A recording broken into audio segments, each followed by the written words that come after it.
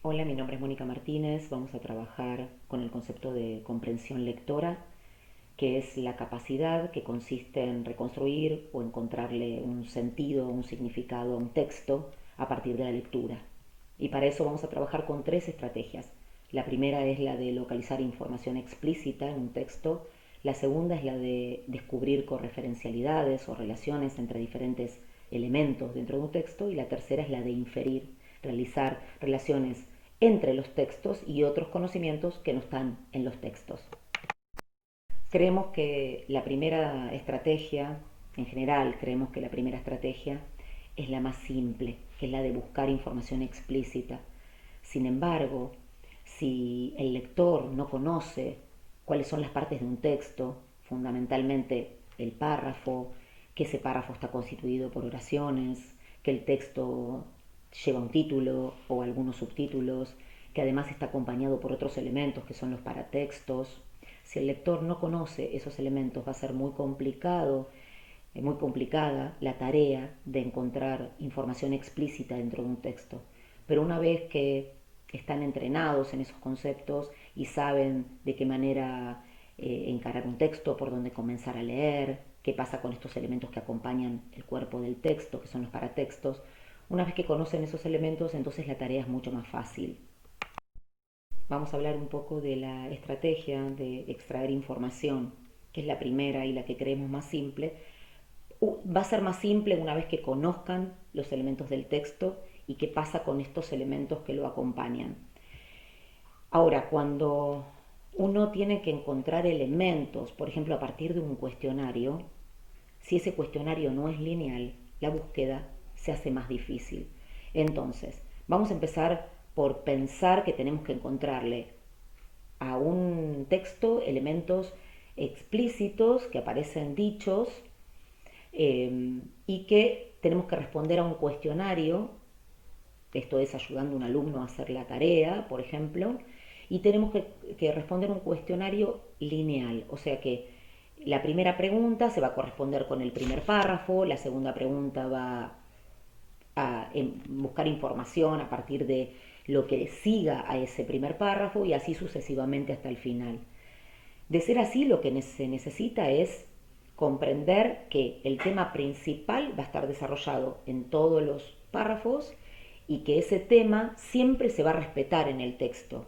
A eso se le llama coherencia textual. Entonces, si un tema está desarrollado desde el primer párrafo hasta el último párrafo, vamos a descubrir muy fácilmente cuál es el tema principal si recorremos el texto desde el principio hasta el final.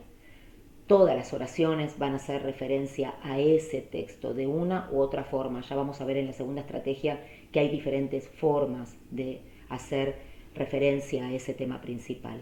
Pero el primero, que es el de buscar, el de extraer información explícita, va a ser muy simple a partir de reconocer las partes de un texto.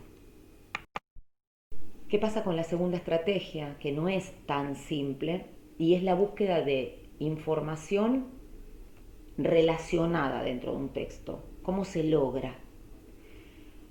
Lo vamos a encontrar a partir del uso de sinónimos, a partir del uso de paráfrasis, cuando por primera vez aparece una palabra, pero el autor decide la segunda vez que la nombra decirlo con o repetirlo, ese concepto, con una frase.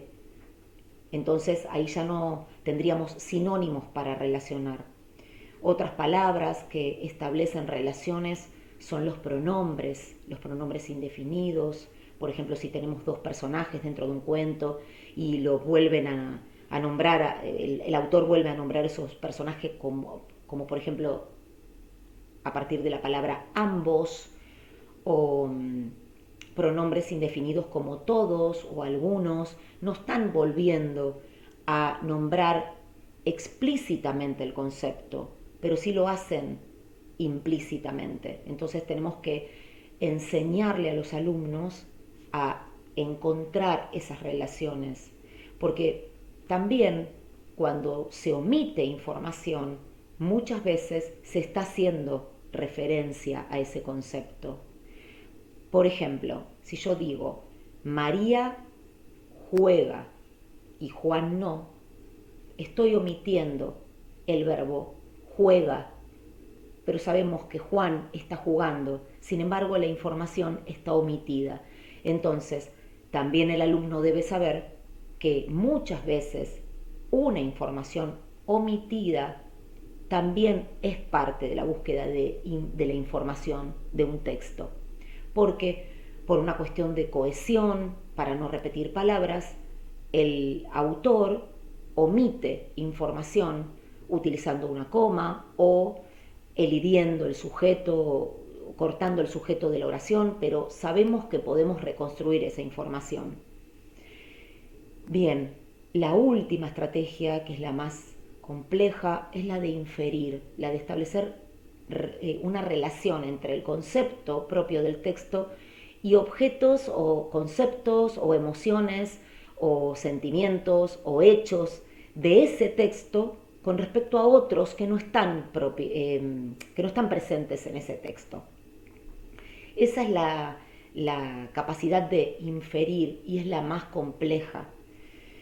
Entonces hay que poder enseñarle al alumno cómo realizar esta información. ¿Por qué? Porque la va a tener que realizar con elementos propios del texto y con otros elementos que no están en el texto pero que conocen, con los cuales puede asociar, con los cuales puede hacer algún tipo de asociación, algún tipo de reflexión, incluso algún tipo de evaluación. Muchas veces el docente le hace preguntas como ¿por qué crees que ocurre esto? ¿O por qué crees que este proceso es así? ¿O por qué se lleva a cabo de esta forma? Y entonces ahí se ponen en juego conceptos que no están presentes en el texto.